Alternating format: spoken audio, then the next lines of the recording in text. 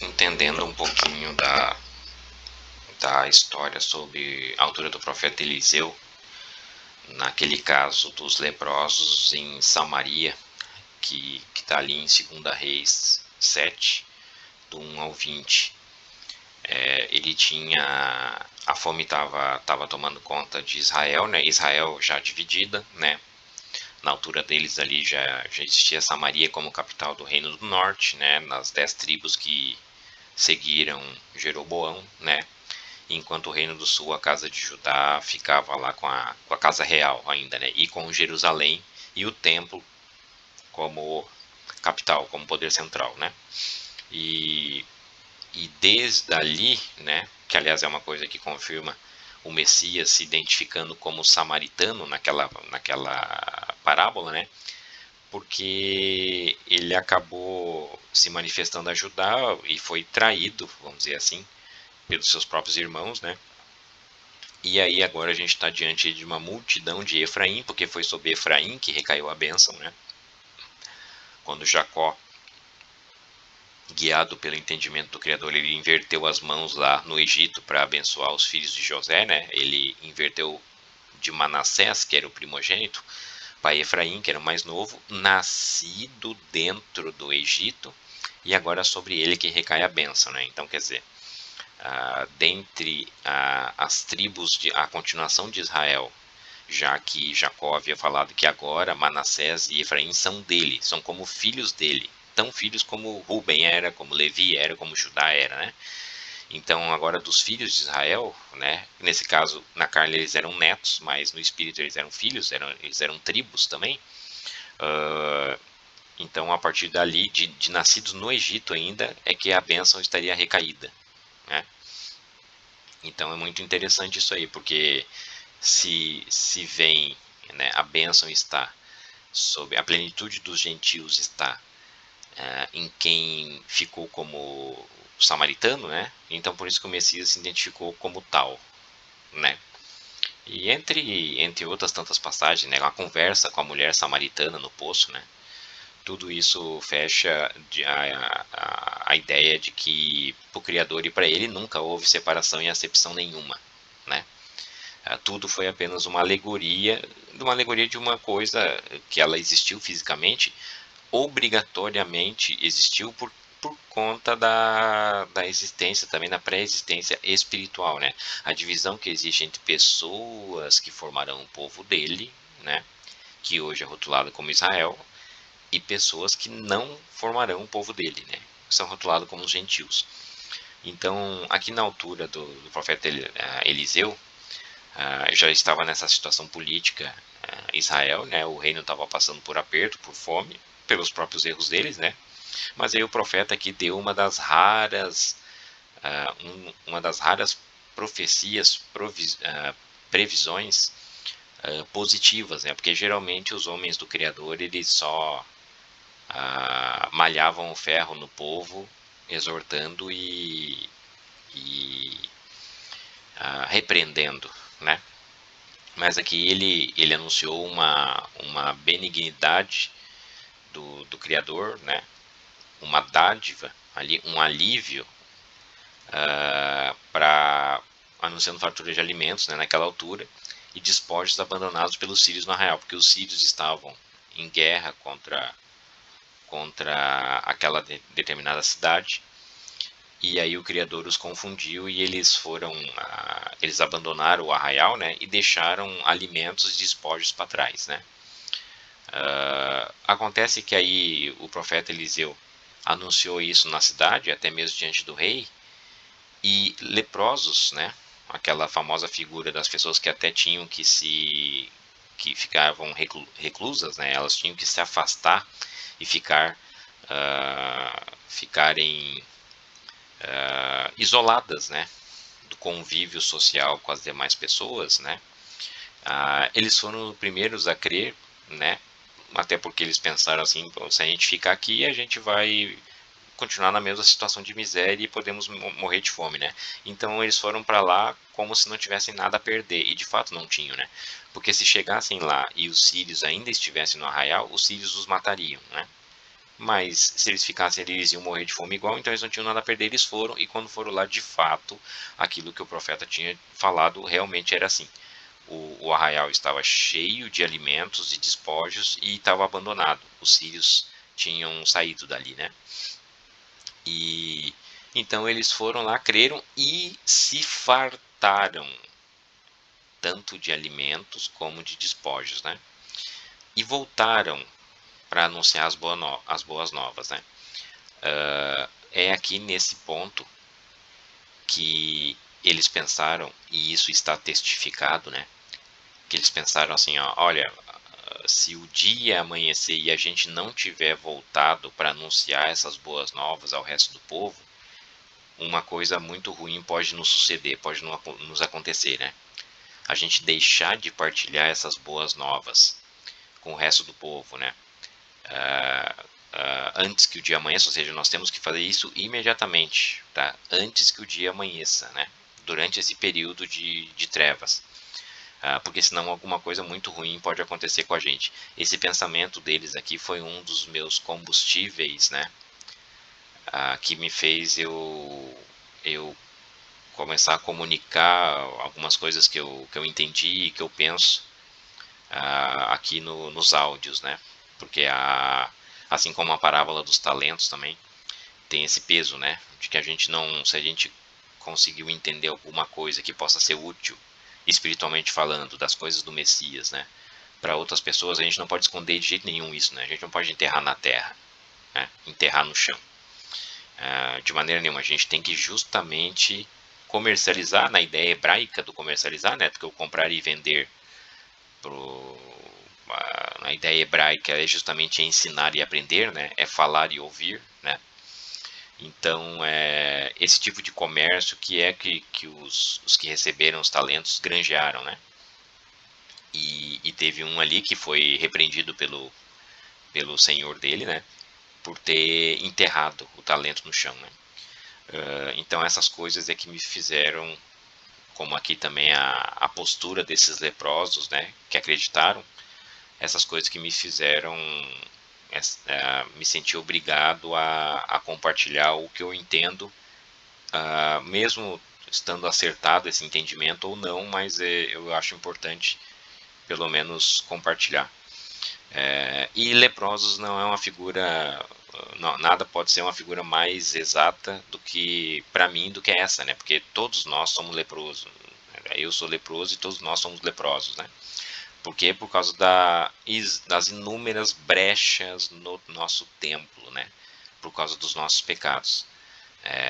As brechas são muitas, né? Felizmente a gente tem um bom samaritano que inclusive pagou o preço já para que as nossas feridas fossem atadas, né? E ele já está voltando, porque já tá vencendo os 2 dias dos 2 denários, né? Que ele deixou pago para que ele volte. Então, leproso se encaixa exatamente comigo, é bem certinho. E então, né, um homem que era um auxiliar direto do rei lá, daquela localidade, né, ele não acreditou, né? E aí Eliseu devolveu para ele que ele contemplaria com os olhos de que aquilo que ele tinha falado era verdade, mas ele não aproveitaria as benécias, né? Então, essa figura, ela é ambígua, ela é misteriosa, a gente pode interpretar ela espiritualmente sob vários aspectos.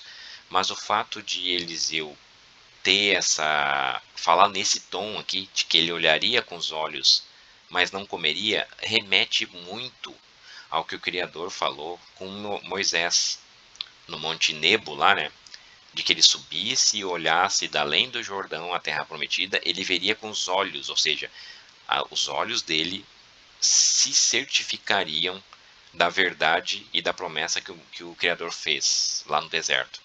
Ou seja, os olhos dele veriam que o Criador falou a verdade. Ele veria, mas eles não adentrariam, ele não aproveitaria, ele não usufruiria da promessa do Criador. Então, nesse tom que Eliseu falou pro homem, ele é um tom muito parecido espiritualmente com o que foi falado a Moisés, né? Então eu posso entender, a gente pode entender que esse homem seria a figura da lei mosaica, né? Que é um tipo do Messias, né? Porque o primeiro ungido, Moisés, ele é um tipo do Messias, ele trouxe a lei, né? Mas o texto diz que em cuja mão o rei se encostava, ou seja, era um serviçal, um ajudante direto do rei, como Moisés de certa forma foi, porque Moisés sim foi ajudante do rei, né? Tanto que recebeu das mãos dele no Monte Sinai, né, as ordenanças, como um secretário do rei, né? Então os leprosos partiram no arraial, né, no crepúsculo, que é a primeira claridade que dissipa as trevas da noite antes do nascer do sol, ou seja, quando o período de trevas está acabando e a primeira claridade, né, a luz da manhã, né, a estrela da manhã surge, né, eles partiram do arraial dos sírios e foram comunicar as pessoas, né?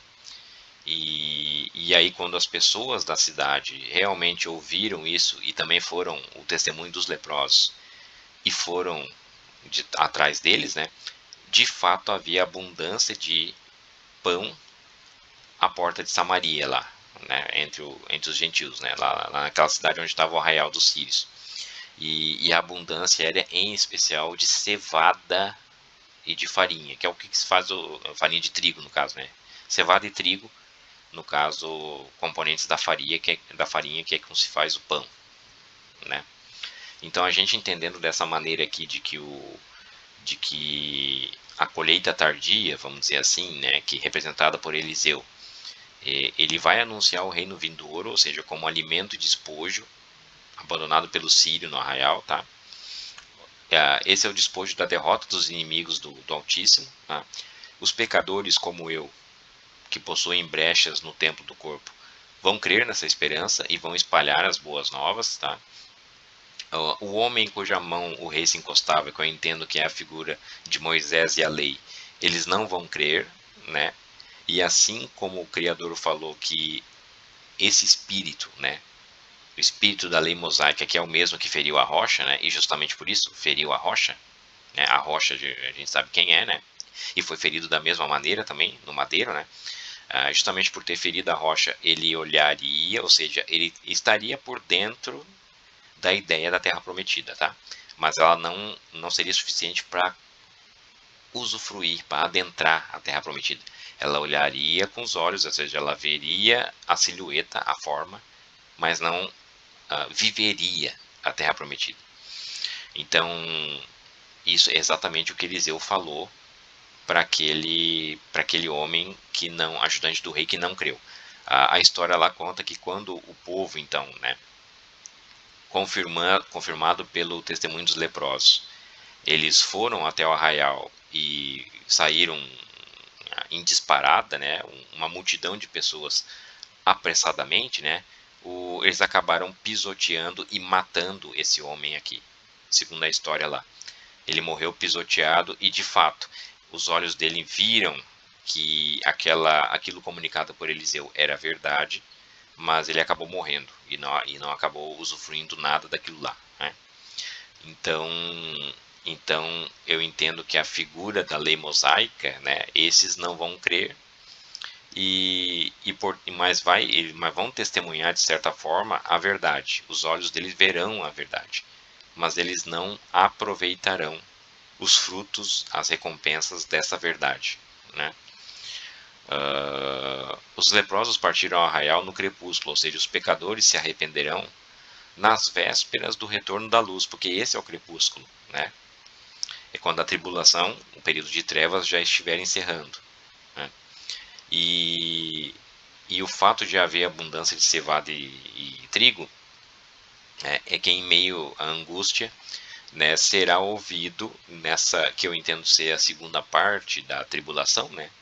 Por isso que esses eventos apontam diretamente para o fim mesmo, o finzinho, né?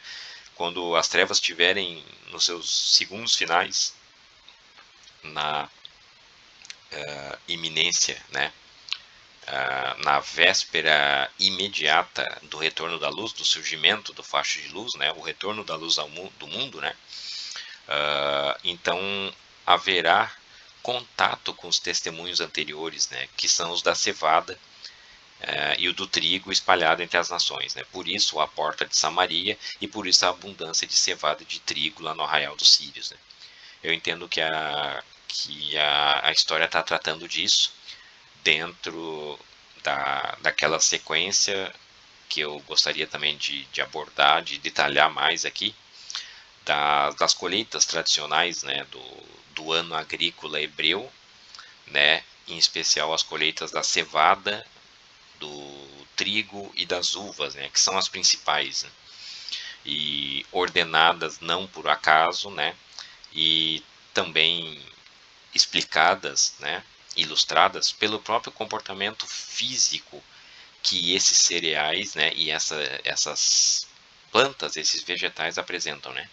Tanto a cevada, como o trigo, como as uvas, como os figos também, como as romãs, como o linho, né, que é colhido também no início da estação de colheitas, né?